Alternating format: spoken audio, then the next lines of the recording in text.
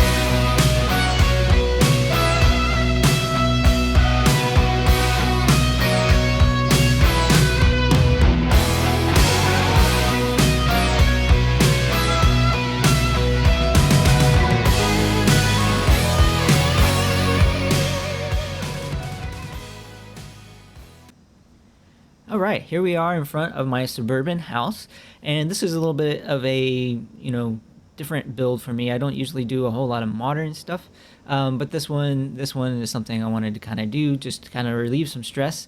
And I kind of had it built since January, so I'm a little late in sharing it with you. But here we are. We have my suburban house. Up front, I have made flower beds, and I have walls lining the foundations that make up the green grass for the flower beds. And all this stuff was merged into it using a few different techniques. Most of the plants and stuff were placed before the foundation, flame were trapped, and then the foundation put back in place. This little fountain was merged into the foundation before I placed it over the destroyed plants. And then once you repair everything, of course, the plants start to come back through the foundation. So those turned out really well, I think. And I wanted to match the theme. If you go and visit some of these houses around here, you'll notice that they're a ways from the road, and they have a set of steps that lead up to them, and usually like some sort of stone thing right up against the road. So I wanted to kind of continue that theme here with my build. I think I was able to do that pretty well. For the roof, I wanted to have some overhang, so you'll see that the roof extends past the walls of the normal foundation or structure of the house. And then I've made this little double stairway entrance, and we have this little door that leads to a little foyer type area with a little desk and some ammo storage hidden behind the doorway. Through these double doors, we enter the main part of the house. Over to the right is our seating area, living room area, with some nice lighting, shelving, and just kind of general stuff to make it look lived in. And then here over on this side, we have our kitchen. I've used this modern table merged with some flowers. I've got this little island set up to be like a little prep area with our knife and some other things going on. I have our kitchen, and I've used the bar set here along with some lighting to look like handles, and I think it's turned out pretty well. That is a merged water fountain into the things for the sink. And then I used those new fire things we got, I think somewhere in December or January, to merge them into this oven to make it look like the oven's got a fire going, and that also the top part has it. Now I have this little other island here that is my coffee prep station, and then we got some Nuka-Cola in the little cabinet above it, and that is just a use the camp unit to float that piece above one of the bar pieces down below so that it looks like it's hanging on the wall. And that trick has been around for quite a while now. And then over here behind our little fireplace door, we have our bathroom, which has got the necessities. We've got a washing machine, a laundry hamper. We've got our shower, and of course a sink, which has been merged down into that cabinet.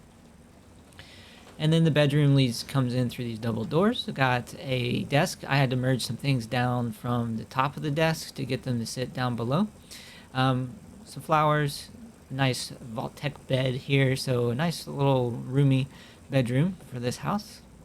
And then going out the back, we have our back patio, which has got the roof coming over for an overhang, so you don't have to get wet while you're back here. We got a little seating area with some incense and a grill for some extra cooking. We got our tools over here on the wall with some iron here to keep them safe from theft. Though, you gotta wonder where all those scorched are getting their weapons from. I'm not letting them take mine. So the big feature of the back patio is this little staircase that kind of spirals down, and use my spiral staircase trick to get those in place. And for these walls covering the foundations, I use the catwalks to place those right next to the edge of the foundations. And then we have Fido back here. He's got a one foundation size pin, but the gate stays open during the day, so he can roam around, and then at night he can go back in and be safe. Then we have our garage. I was on the fence about adding the garage because of the corrugated metal. I really wanted to have this corrugated garage door up front, and I didn't know how I was going to match with this new set that I have built the house with, and it turned out to match pretty nicely when I put the regular walls above the top of it to make the roof foundation. So really happy with this garage. I wanted to make it look lived in. We've got the little flea container here, a lot of merged items onto tables and into shelves, and then we have our general crafting necessities, whether Tinker's Workbench and ammo and all of that sort. And what I'm really happy with the way that refrigerator, that Nuka-Cola display looks in the back. I think it kind of makes the whole garage come together once you take into account all the other clutter here. So it looked like a lived-in garage, and I think it turned out pretty nice and paired well with the house that was built. This garage does have some extra wiring going on. You can close the door from the front, but I can also permanently close it from the inside with this switch, which turns off that outside switch but also closes the door, and I have that back door locked, so I can close this off when I want to. And yeah, so that's pretty much the house, and some of the things that I did and took into account as I was building it. That's going to do it for me today, guys. I hope you enjoyed my contemporary house build in Fallout 76. Don't forget to like, share, and subscribe for the latest content from Vlad Administrator Gaming. And also, you can join our Discord, Lucy and Vlad's Gaming Emporium, by following the link down in the description. Until next time, I'll see you in the Wasteland.